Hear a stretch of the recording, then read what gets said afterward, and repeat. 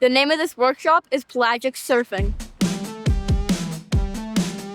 You guys ready? Go! So what we're doing today is learning how to get stable on the boogie board first. Once we got stable on that and had a little bit of fun, we went on the surfboards and learned how to paddle properly. Deep, long strokes, pulling as much water as you can.